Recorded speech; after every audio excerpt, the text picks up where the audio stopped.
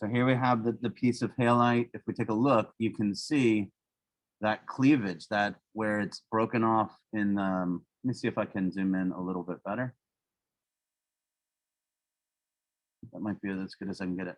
You can see where we're getting into that basically where these like it's sheared. And that's because of this right here. This repeating pattern, if we break this, it breaks in certain ways, right? So that's like one of those little shears that we saw. Here's a nice big square of it.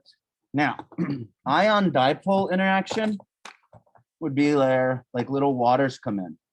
And they're like, oh, what's this one, the biggest one? What's the biggest ion? And let's take sodium chloride instead of lithium chloride. Which one is the bigger ion, the sodium or the chloride?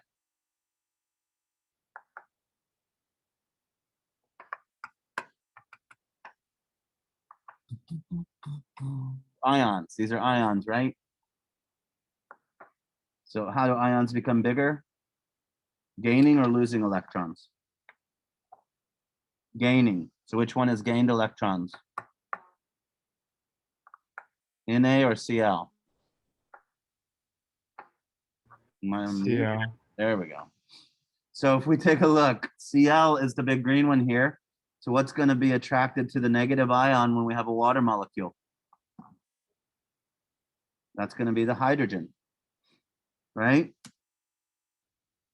So these hydrogens will sit here and attach or attract to that Cl until they can pull it off. And then they will surround it. And then we call this the dance of water. So now this is not NaCl solid anymore. This is NaCl aqueous.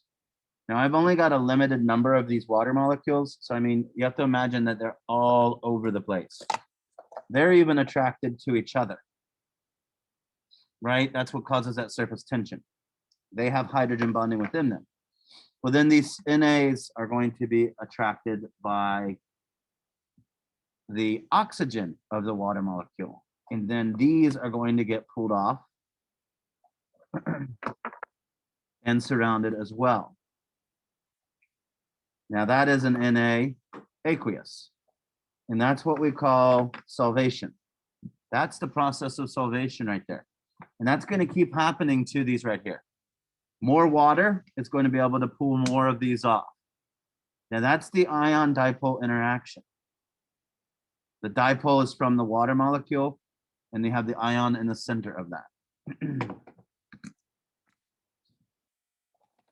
Let's say we keep adding salt, and it's possible that those ions would be replaced, and we would have salt in the water at the bottom. If you've ever made salt water for gargling purposes and you have salt in the water, you made what's called a saturated solution, and not all of that salt is able to dissolve.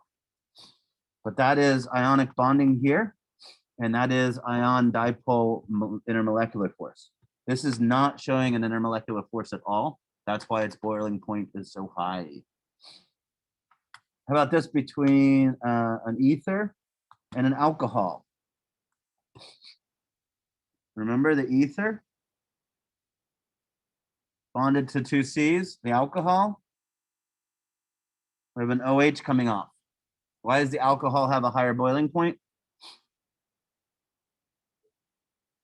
Hydrogen bonding. All we have right here is this oxygen, and we have probably dipole-dipole, but here we have hydrogen bonding. Predict the highest boiling point here and why. H2O, BF3, or CCl4? H2O. Why? Hydrogen bonding. How about here, CO2, NH3, or PCl3? B, CO2, NH3, or PCl3? NH3, why? Hydrogen bonding. How about PCl5, PCl3, or CH4? CH4. Why CH4? Oh, I mistook that for a hydrogen bond. Just kidding. I don't know the structure of this one. Did anybody make the CL5? What's 5 times 7? 35 plus 5 is 40. 2, 4, 6, 8, 10, 12, 14, 16, 18, 20, 22, 24, 26, 28, 30, 32, 34, 36, 38, 40. So this is trigonal bipyramidal. PCl3, 26, 2, 4, 6, 8, 10, 12, 14, 16, 18, 20, 22, 24, 26. Would it be PCl3 because it has a lone pair? It has to be polar. Oh, 2.1 to 3.0. Is that polar? no. Wait, yeah. I don't know. I'm not sure. 0.4, right? Oh, wait, so it is. It's close. Usually we say 0.4 and below is non-polar, right? So it's between these two, and it's a toughie. This does have some characteristics of polarity, but it is right there that's slightly polar. How many electrons does this huge hunk of thing have, though?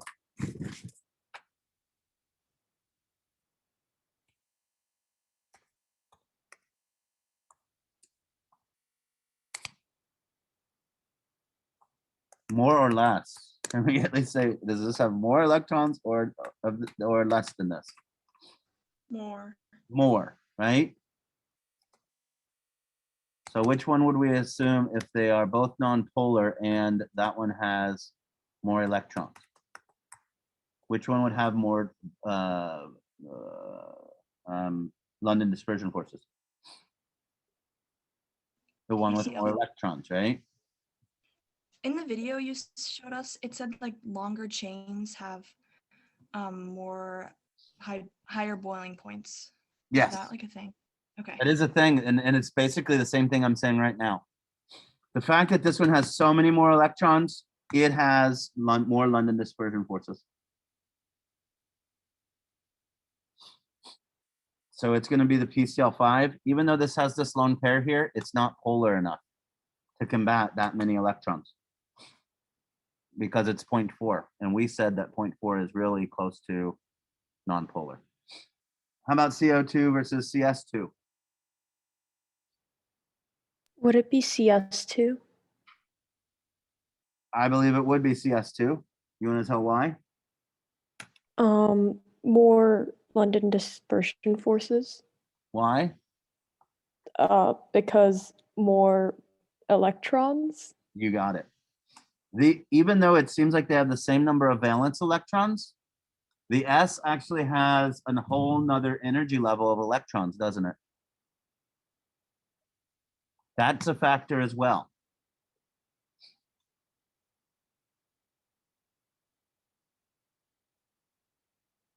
A whole nother energy level of electrons for that S. How about SF2 versus SF6?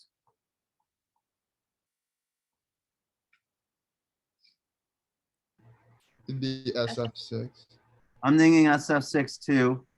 I just want to see what the shape of this is.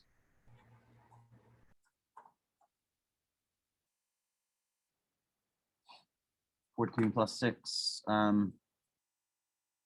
So that is going to have dipole-dipole. The SF6 is not going to have dipole-dipole, is it?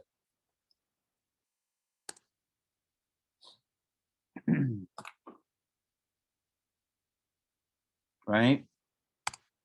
But how many electrons does it have there? A huge amount. So what do you think? This has dipole-dipole? This only London dispersion.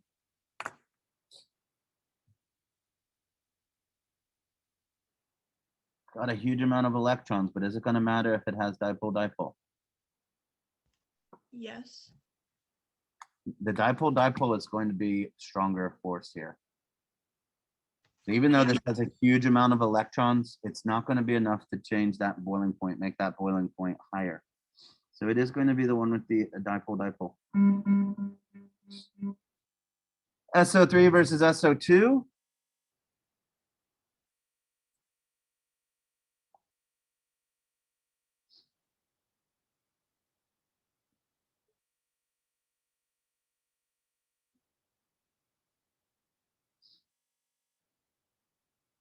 We already decided SO2 was this right here, right? It has resonance.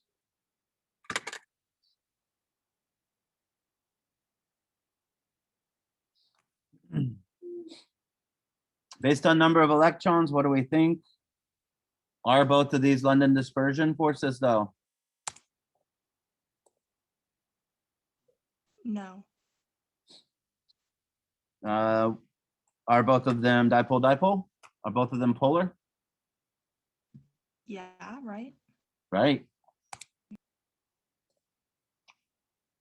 So which one do you think has the higher? Both of them are dipole-dipole. Then what? What do we go with next if they're both dipole-dipole? Electrons. Electrons, which one has more electrons, SO3 or SO2? SO3. SO3. If it has more electrons, that means it has more London dispersion forces, right?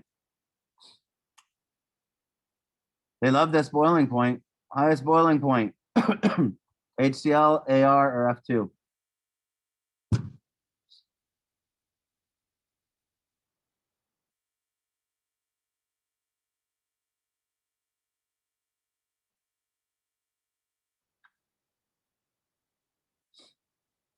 Highest boiling point. Which one holds itself together better? HCl, AR, or F2? HCl. HCl. Why? Because it has dipole-dipole. Highest freezing point.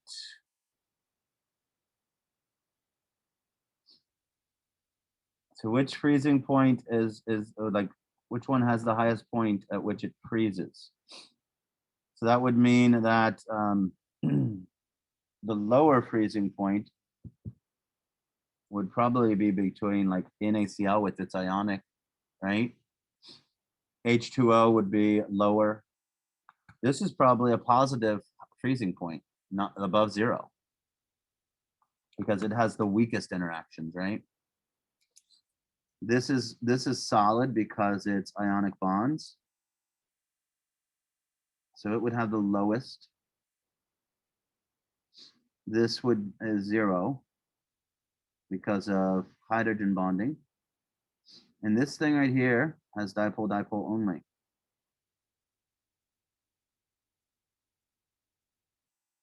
So that would have the highest freezing point. Lowest vapor pressure. Again, the lower the vapor pressure, the more it holds itself together. These are weird ones, Cl2, Br2, and I2. Which one has the lowest vapor pressure? Which one does not need a lot of pressure on top of it to keep it in a liquid form?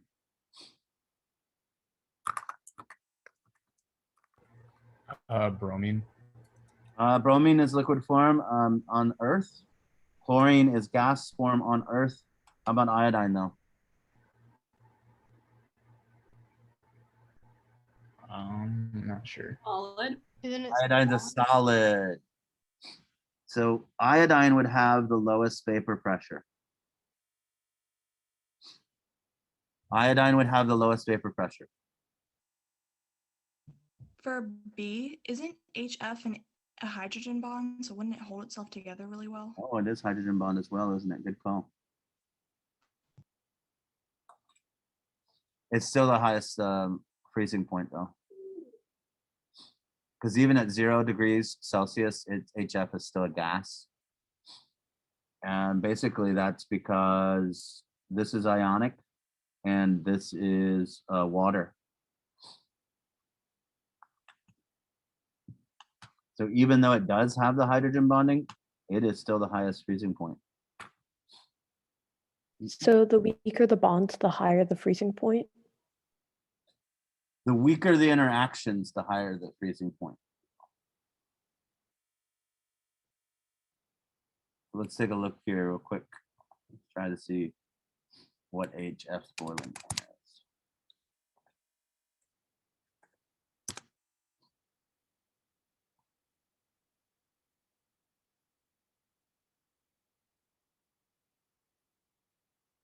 Oh, come on.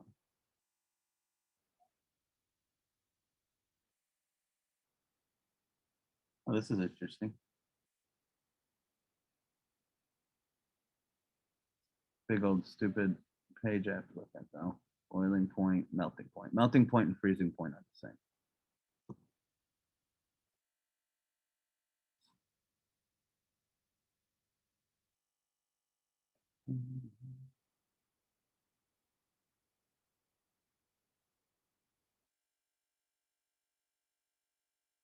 Oh, maybe I'm wrong. Maybe it is H2O has the highest one. I might have to look at that again because it's not intuitive for me. But it has it marked at negative 83.6.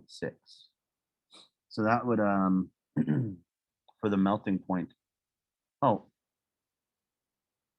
Freezing point. This is solid. What am I not thinking of here? Is this just weird because it's saying highest freezing point and I'm thinking lowest freezing point in my mind? Give me 1 second. Highest freezing point. The freezing point is equal to the melting point. I might have been thinking this around in my mind the wrong way.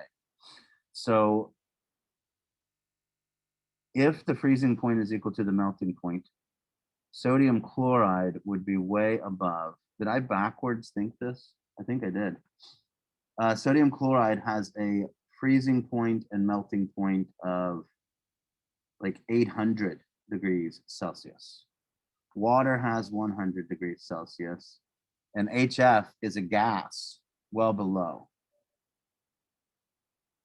So that would be well below 100. And it says actually negative, negative 89, 88, 83.6. So I think I totally reversed this in my mind of what it was asking. Since it says highest freezing point, I was sitting there thinking like, well, these two are definitely going to freeze before this one. But that's opposite thinking. I actually was thinking it, which one had the, I'm not even sure how I was thinking it, but I totally backwards engineered this question. So if we take a look, NaCl freezes and melts at 800 degrees Celsius because of ionic bonding. So I've got to change that to highest.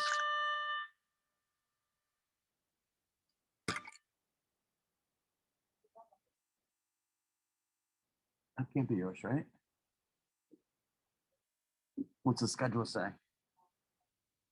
So that will not melt, or that'll freeze or melt well above 0.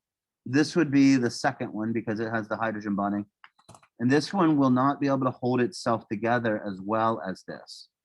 So the ideas that I was saying were correct. It's just that the problem is that the way I was thinking about what highest freezing point means. This will have the lowest freezing point, the HF, because it can't hold itself together as well as the other two. So yeah, who says highest freezing point? No, but yeah, if I confuse you on that, I confuse myself to start with, and I think it's just because highest freezing point is a weird concept. You wouldn't normally talk about something's freezing point in the terms of highest. Did I have you do any of the back? Oh, we've got more of these. Lowest freezing point. All right, so let's see if we can do this one.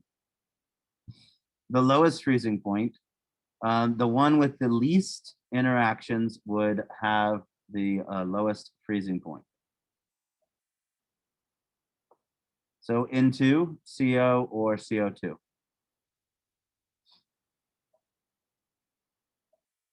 What's the weight of CO? 12 plus 16. How do we know something had the least interaction? Like, how do we figure that out? So basically, if it only has London dispersion forces, that's the weakest interactions, right? Then if multiple, like in this case, multiple have London dispersion forces, we better look at the ones with the least number of electrons. Oh, okay. So which one of these has the least number of electrons? N2 probably. 28, and what is 16 plus 12 is, oh, But carbon monoxide is what? It has the same number of electrons as N2, but what do we have there? We don't just have London dispersion. We've got what? We got dipole-dipole. So N2 is definitely going to have the lowest freezing point. Lowest boiling point, again, we're looking for the one with the least interactions. CH4, CH3, CH3, or CH3, CH2, CH3. And I think this is Olivia's, I think it's Olivia that asked us. Which one will have the least interactions between itself?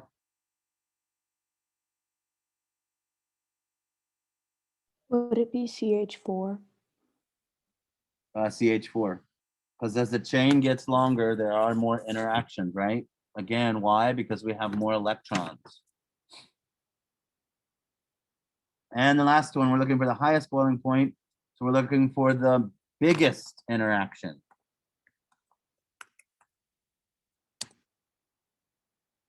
And which of these has the strongest interaction? HF. HF. HF has the strongest interaction. So that has that hydrogen bonding. So that will have the highest boiling point. Good, good. Try 11 through 11 and then 1, 2, and 3. Is 1, 2, and is 3 the same as the one we just did? Nope, it's got different compounds. And that should be a decent enough practice for you. Try that for Monday, and we'll talk about it on Tuesday. Let's take a look then. I want to show you a few videos real quick.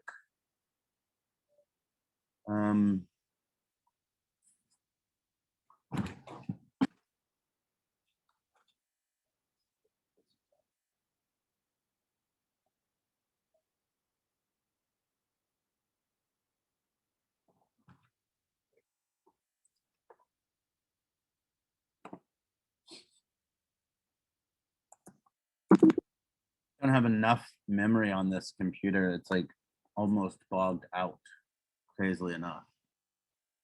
So I have to store my movies on a different file system.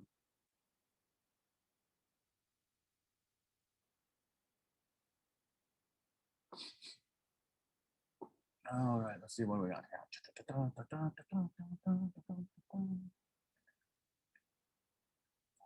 Oh, there we go, under solutions. Okay. So you need to open it up first and then I can share it. So I want to look again at solubility.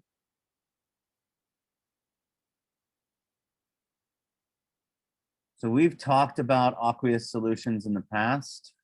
How will this look? Will this look at like full screen? Will that be that cool? What? And hopefully you can hear this. I don't think that this person has an annoying voice, some of them, but I need to change I want to change it so that the optimized for video clip. And I hope you guys can hear it. Solutions are composed of a solute dissolved in a solvent. For example, in a solution of table salt and water, the table salt, or sodium chloride, is the solute, and water is the solvent. When sodium chloride is added to water, the negative end of the water dipole aligns itself with a positively charged sodium ion located on the surface of the crystal. Similarly, the positive end of the water dipole aligns itself with a negatively charged chloride ion. These forces are known as ion-dipole attractions. The ion-dipole forces are so strong that eventually the ions are pulled out of the crystal and into solution. In other words, the ion-dipole force is stronger than the force that keeps the ion in the crystal lattice. Once the ions are pulled from the crystal lattice, solvent-solute interactions take over. The negative ends of water molecules completely surround the sodium ions, and the positive ends completely surround the chloride ions. This process is known as solvation. As the solvent pulls more and more solute particles into solution, the chance of solvent particles colliding with the crystal and reattaching increases. This process, the opposite of solvation, is called crystallization. when the rate at which solvent particles are being dissolved is equal to the rate at which they are reattaching, a state of solubility equilibrium exists. When this happens, there is no net increase in the amount of solute entering the solution. When a solution is in contact with undissolved solute, it is known as a saturated solution, and the amount of solute needed to reach saturation. So I think we're to the point that I'm trying to hit with you guys with this. Saturated, supersaturated, unsaturated, that's kind of a later thing. But this is that ion dipole I was trying to show you. See how it's grabbing it off of there? That's that ion dipole interaction. And this is the way that something gets, oops, went too far. This is the way that these particles, these ions look. They're all surrounded by water. Now, dynamic means changing equilibrium. So the amount coming off of the salt is equal to the amount coming back onto the salt. Fun little video. All right, I'm gonna end that. And then I want to show you this.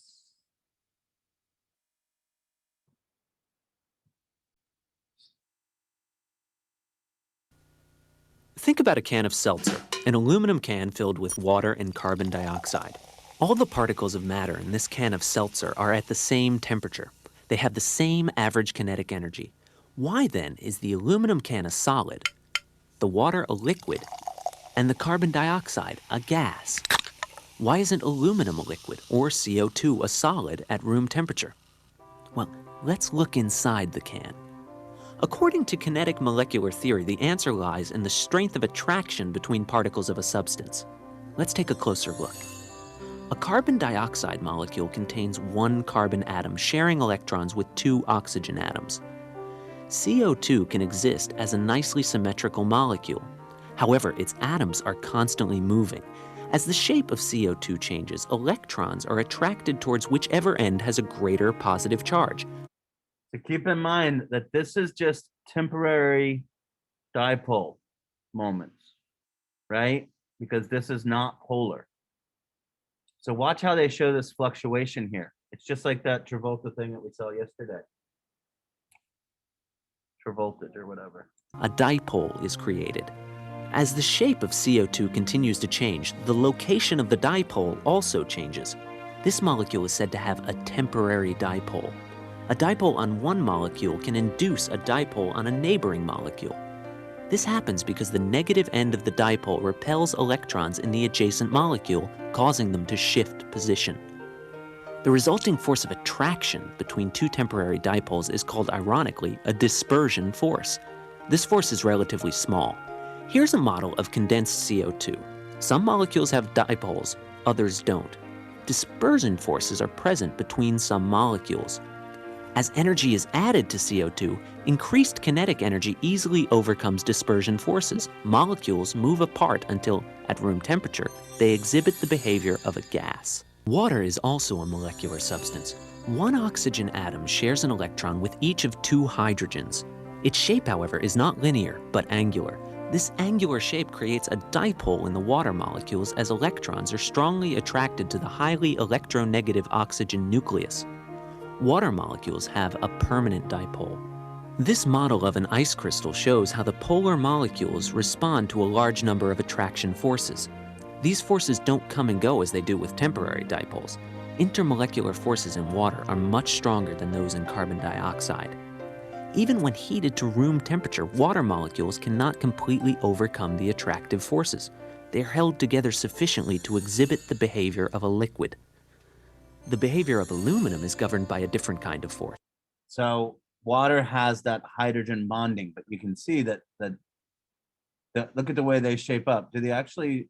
Yeah, I think this is the like you can see the pattern of a snowflake here as it stops, moving as fast, right?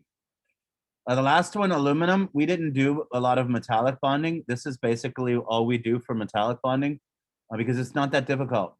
Basically, if you imagine that the cations are floating on a sea of electrons, that's all it is. The behavior of aluminum is governed by a different kind of force. Aluminum is a metal with an electron cloud of 13 electrons per atom. 3 of these electrons are available for bonding. You can think of each atom as a positive aluminum ion with 3 mobile valence electrons. Aluminum's properties are best explained by a model consisting of a crystalline array of positive ions engulfed in a sea of valence electrons. The particles in aluminum are atoms, but the forces that bind them together are forces of attraction between mobile electrons and fixed positive ions. Aluminum's 3 valence electrons per atom make these forces pretty strong. As energy is added to condensed aluminum, most of it is absorbed by increased ion vibration and electron motion. At room temperature, however, vibrations are not strong enough to break down the metal's crystal structure. This is why This is another reason those electrons moving like that is another reason why aluminum and other metals can conduct electricity. So if you imagine metals in their state of matter elemental form, they're basically these cations that are floating in a sea of electrons. Those electrons are free to move. at room temperature, aluminum is a solid. In summary, the state in which a substance exists at room temperature depends upon the strength of the attraction between its particles. Can you use this principle to explain why almost all liquids and gases at room temperature are molecular substances? Liquids and gases at room temperature, molecular substances. Well, we know they're not ionic because ionic are all solid because ionic bonding is a lot stronger. With the molecular compounds, though, you have that variance. They could be only held together by dispersion forces or dipole-dipole, right? And then we get the hydrogen bonding as well. But yeah, metals are, there's only one metal that is liquid at room temperature, and that is mercury. Last thing for today. Come on. What is it, Google? I don't know how to work this very well. Which one are you guys seeing? You're seeing the H bar boiling point. Let's do this. Ultra EverDry. This is a product that was on the market about 10 years ago to start with. And here is their here's their production video. Grammarly can help you write quickly and confidently, so you never have to slow down at work. It's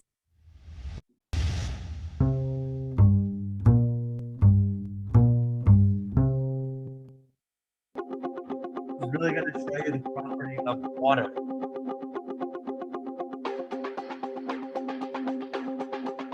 Hydrophobic means water repellent.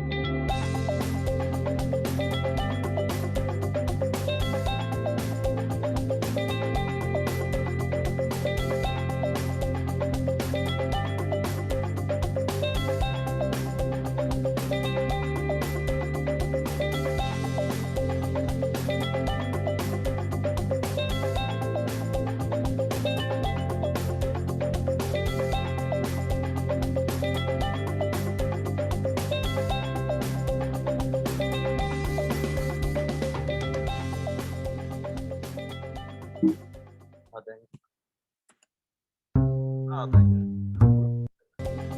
This is probably one of the cooler pictures from it. You may not notice why at first, but you can see that those water droplets are actually water spheres.